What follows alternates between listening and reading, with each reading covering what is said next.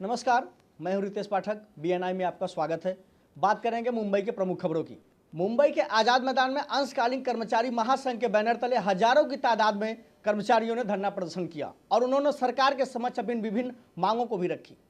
और पदवीधर अंशकालीन कर्मचारी संगठन का हम सब हमारी मांगे वरना कुर्सी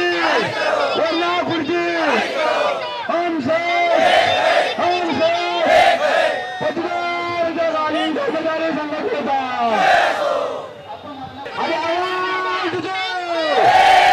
संघटनेचा आमच्या मागण्या मान्य करा, आमच्या मागण्या मान्य करा, आमच्या मागण्या मान्य करा। पदवीधर अंशकालीन कर्मचारी संघटनेचा पदवीधर अंशकालीन संघटनेचा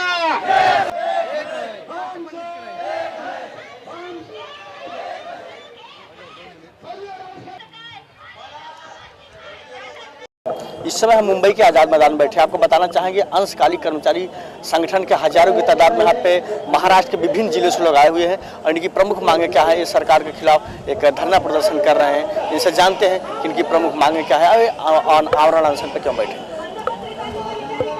ये 20 साल से हम ये आज़ाद मैदान पे मोर्चे के स्वरूप से हम यहाँ आते हैं और हमारी डिमांड है अंशकालीन कर्मचारी को बिना 8 उसका एज लिमिट नहीं रखते हुए उसको पूर्णकालीन करना चाहिए। ये हमारी प्रमुख डिमांड है। आप अभी कितने सालों तक आपने काम किया और मतलब आपको सरकार ने से क्या मतलब शिकायत है? हमने तकरीबन सभी शासकीय कार्यालयों में 3 साल से काम किया, 3 साल तक काम किया है और शासन हमें 300 रुपये अनुदान भत्ता देता था और वो उससे कोई गुजारिश नहीं होती थी। इसलिए हम कई डिमांड लेके ये आज़ाद मैदान पे 20 साल से आते हैं और हर शासन हमें सिर्फ आश्वासन देता है, उसकी पूर्तता कोई नहीं करता है।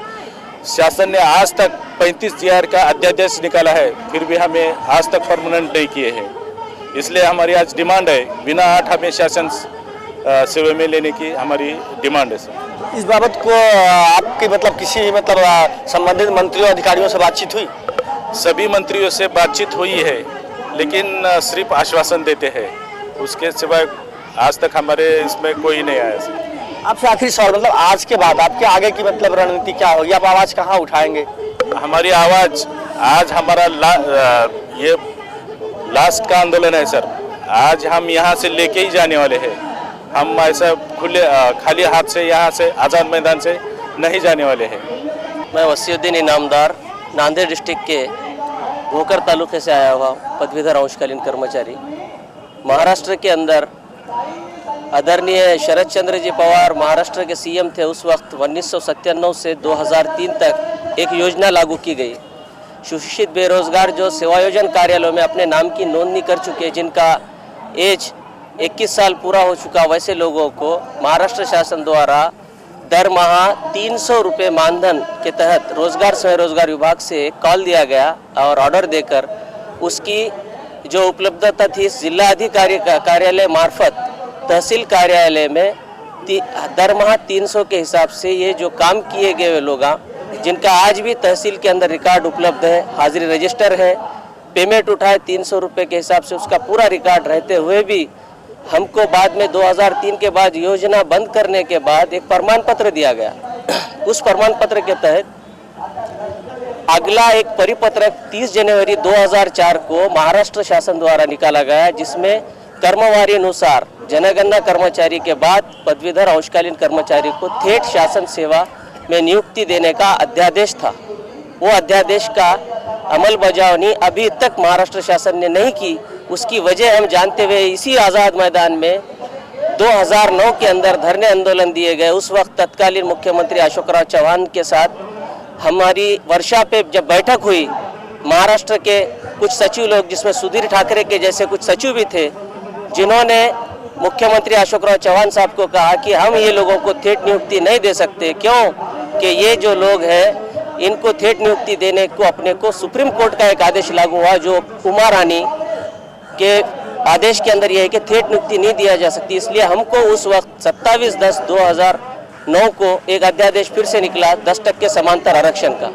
आज मुझे आप बताइए, ये जो लोग बैठे हुए हैं सब, इनकी एज देखो आप। एक उम्मीद थी 300 रुपये पे काम करके कल को शासन हमको नौकरी दे देगा, और आज एक GR निकाला गया कि एग्ज़ाम दो, 400 रुपये फीस भरो, 1000 रुपये टिकट का खर्चा। ये करते हुए लोग पूरे थक गए, फिर भी शासन सेवा हमको नहीं मिलती। और आज कुछ ही दिनों के अंदर पिछले 10 तारीख को मंत्रालय से एक नोटिंग जारी किया गया, अर्धावेड़, पूर्णवेड़, तासिका पद्धत, ये लोगों की आशा पूरे जीवंत हो गए। सुप्रीम कोर्ट का एक आदेश आया है, उमा रानी का प्रकरण निकालने की वजह से ये लोगों को थेट नियुक्ति दी जाएंगी।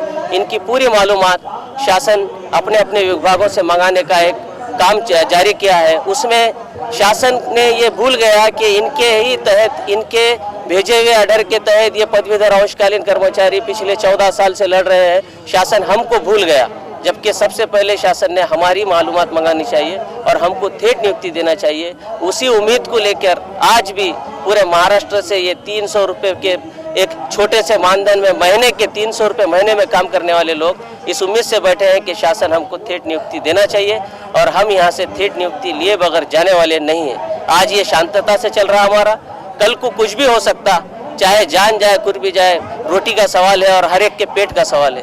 सम्माननीय मुख्यमंत्री पृथ्वीराज जी चौहान साहब से भी मेरी यही, हमारे संगठन के अध्यक्ष रेखाताई आहेर राव, मिलिंद बोले, संजय सूर्यवंशी और जितने भी महाराष्ट्र से आए हुए सभी लोगों से, जिला अध्यक्ष है, सभी की एक उम्मीद है कि मुख्यमंत्री महोदय आदरणीय पृथ्वीराज जी चौहान साहब, डिप्टी CM अजित पवार साहब और मुख्य सचिव सहारिया सर, सभी से उम्मीद है कि आज हमारी मांगनी को मान्य कर लिया जाए। ये उम्मीद से हम बैठे हैं। अगर आज कुछ नहीं होता है तो यहाँ से लिए बगैर हम जाने वाले नहीं हैं। आज जो शांतता है, कल ये शांतता भंग हो सकती है। हमारी ज़िंदगी वैसे भी ख़त्म होती जा रही है। कुछ करके जाएंगे, लेकर जाएंगे, हक लेकर जाएंगे।